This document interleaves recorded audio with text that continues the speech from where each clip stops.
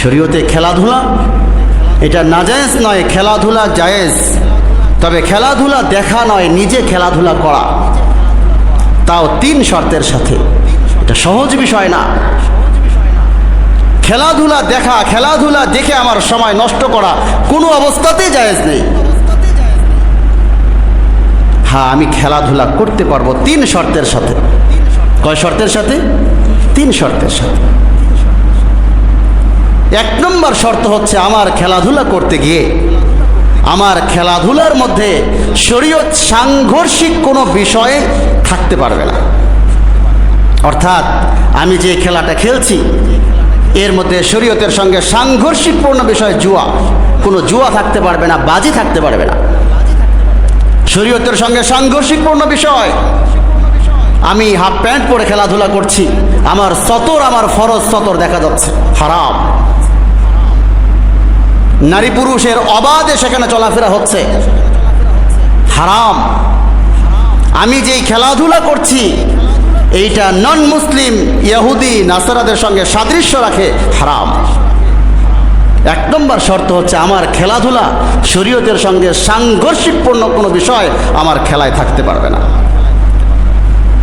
2 নম্বর শর্ত, 2য় নম্বর শর্ত, আমি যেই খেলাধুলা করছি আমার এই খেলাধুলার কারণে শরীয়তের ফরজ এবং ওয়াজিব বিষয় থেকে যাতে আমি উদাস না হয়ে যাই, আমার খেলাধুলা আমাকে শরীয়তের বিষয় থেকে উদাসীন না করে ফেলে।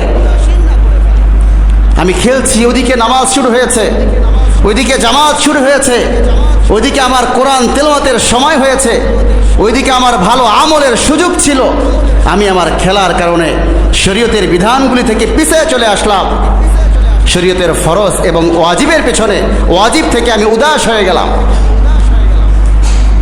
এই মর্মে ইমাম বুখারী রাহিমাহুল্লাহ বুখারী শরীফের 6003 নম্বর হাদিসের অনুমান তরজমাতুল বাব হেডলাইন কায়েম করেছেন, কুল্লু লাহবিন বাতিলুন ইদা শাগালাহু আন তাআতিল্লাহ।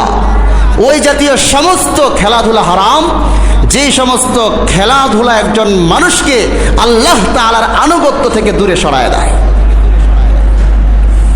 যুবক, যেই খেলাধুলা তোমাকে তোমার মালিক আল্লাহর আনুগত্য থেকে দূরে সরায় দিবে, ওই খেলাধুলা হারাম। খেলাধুলা জায়েজ হওয়ার জন্য 3 নম্বর শর্ত, আমার খেলাধুলাটা যাতে উদ্দেশ্যহীন না হয়, নিছক টাইম পাস, সময় অতিক্রান্ত করার জন্য, সময় পার করার জন্যই না হয়। রমজান মাসে দেখেন, রমজান মাসে আমাদের যুবকরা একটা লম্বা সময় পার করে ক্রাম খেলে, একটা লম্বা সময় পার করে মোবাইলে ফ্রি ফায়ার বা অন্যান্য গেমসগুলো খেলে। আমাদের মধ্যবয়সী বা ভারী বয়স্ক লোকেরা তার একটা লম্বা সময় পার করে চায়ের স্টলে, হোটেলে, বিভিন্ন জায়গায় বসে গল্পগুজব করে। বলেন কথা ঠিক না? এই যে লম্বা একটা সময় পার হয়ে গেল। প্রিয় ভাইরা, এই 3টা শর্ত আমার খেলাধুলায় যদি না থাকে তাহলে আমি কি উদ্দেশ্যে খেলবো? আমি কোন খেলাগুলি খেলতে পারি? আমি সাঁতার শিখতে পারি, সাঁতার, সেখানে আমার শরীরের ব্যায়াম হবে, আমার শরীর সুস্থ থাকবে। আমি দৌড় প্রতিযোগিতায় যেতে পারি, আমি ব্যায়াম করতে পারি, আমি কুস্তি লড়তে পারি।